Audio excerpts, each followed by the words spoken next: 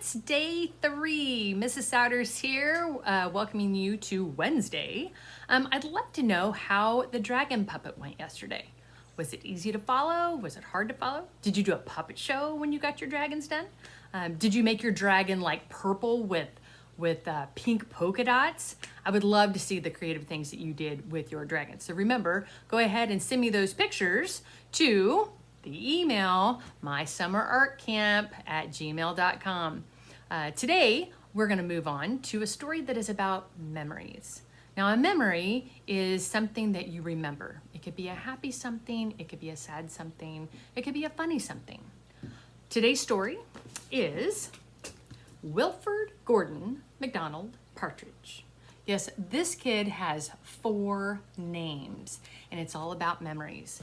Today's project is going to be creating a picture frame for some of your special memories. So without any further talking, let's get started. Wilford Gordon McDonald Partridge, written by Mem Fox, illustrated by Julie Vivas.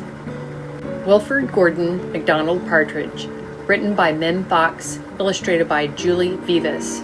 A Cranky Dell book. Kane Miller Book Publishers. Copyright 1984. There was once a small boy called Wilford Gordon McDonald Partridge, and what's more, he wasn't very old either. His house was next door to an old people's home, and he knew all the people who lived there.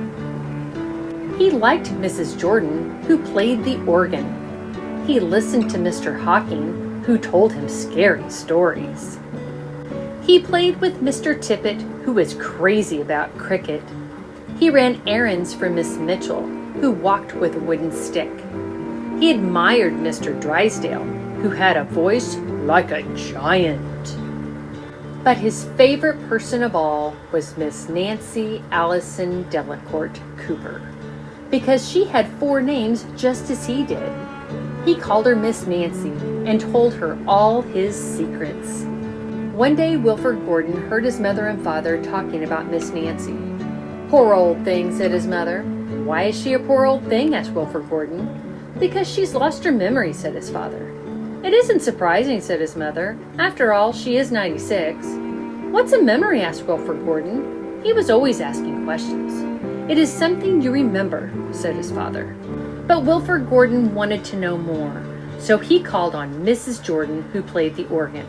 "What's a memory?" he asked. "Something warm, my child, something warm." He called on Mr. Hawking, who told him scary stories. "What's a memory?" he asked. "Something from long ago, me lad, something from long ago." He called on Mr. Tippet, who was crazy about cricket. "What's a memory?" he asked. "Something that makes you cry, my boy, something that makes you cry." He called on Miss Mitchell, who walked with a wooden stick. "What's a memory?" he asked. "Something that makes you laugh, my darling, something that makes you laugh." He called on Mr. Drysdale, who had a voice like a giant. "What's a memory?" he asked. "Something as precious as gold, young man, something as precious as gold." So Wilford Gordon went home again to look for memories. For Miss Nancy, because she had lost her own.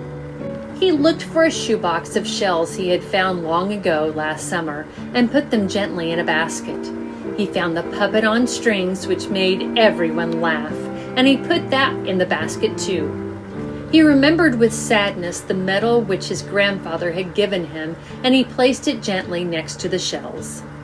Next he found his football, which was as precious as gold, and last of all, on his way to Miss Nancy's, he went into the hen house and took a fresh, warm egg from under a hen.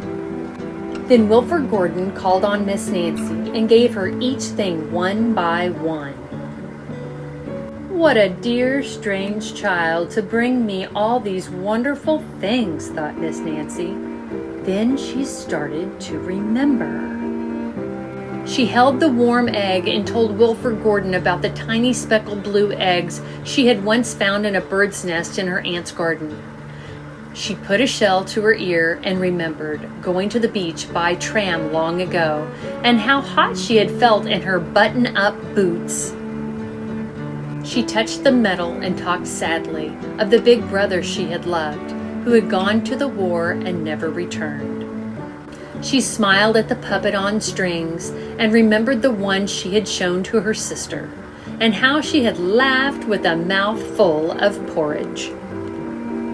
She bounced the football to Wilford Gordon and remembered the day she had met him and all the secrets they had told. And the two of them smiled and smiled, because Miss Nancy's memory had been found again by a small boy who wasn't very old either. Special thanks to Kane Miller Book Publishers. Created with work by Mem Fox and Julie Vivas. Copyright 1984.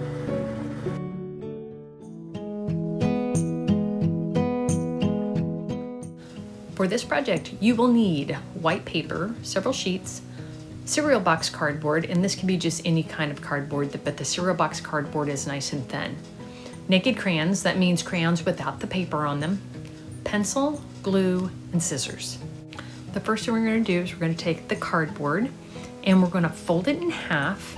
We're going to make a frame out of this cardboard, so that's going to require us to cut a rectangle out of the middle.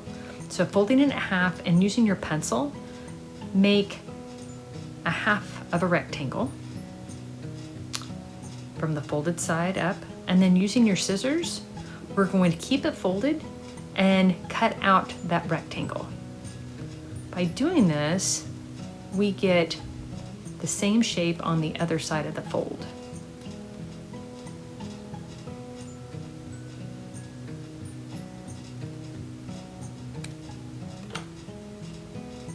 Open it up, and there's our frame. Now it's time to make it pretty. Now it's time to go on a texture hunt. Texture means the way that something feels. So take your white paper, layer it over a texture, and rub with your crayon, and you'll get a design from that texture.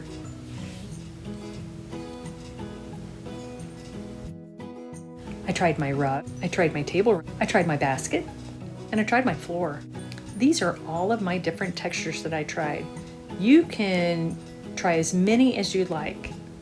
The more textures you have, the more you'll have to work with for your frame. Next, we need to take these papers and tear them, and I'm sorting them by color. Look at all these pretty papers that I have to work with now. Let's get started with putting them on the frame. Now it's time to put the papers on the frame. I'm using my glue to put it onto the frame first, just some swirly lines. No globs of glue, but just some swirly lines. And then just choosing different colors and gluing them onto the frame. These pieces of paper will overlap, meaning that one will go over the other, but you want to make sure that they are glued down well. You can choose all of one color, or you could do lots of different colors. I'm trying to mix up my different colors and textures. We don't want any of the cardboard to show through, so you might need to add a little bit more glue along the way, but that's okay. And I'm choosing to do just one section at a time. That way the glue doesn't dry out before I can get to it.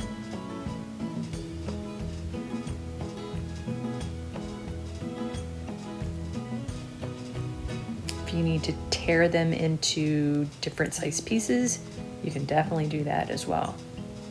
Now notice my paper is hanging off to the sides on both the inside and the outside of the frame. I'll show you what we'll do with that here in just a moment. By separating your textures into the different colors, it's kind of like painting with paper.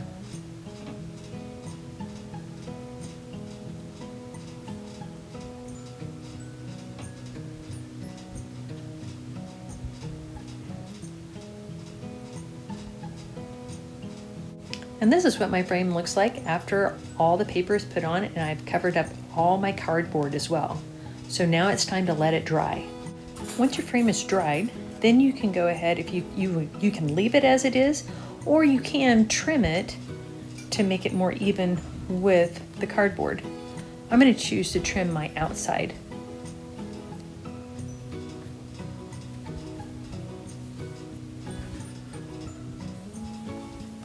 carefully cutting along the cardboard. I'm not cutting the cardboard itself, but just cutting off those pieces that are outside of the cardboard.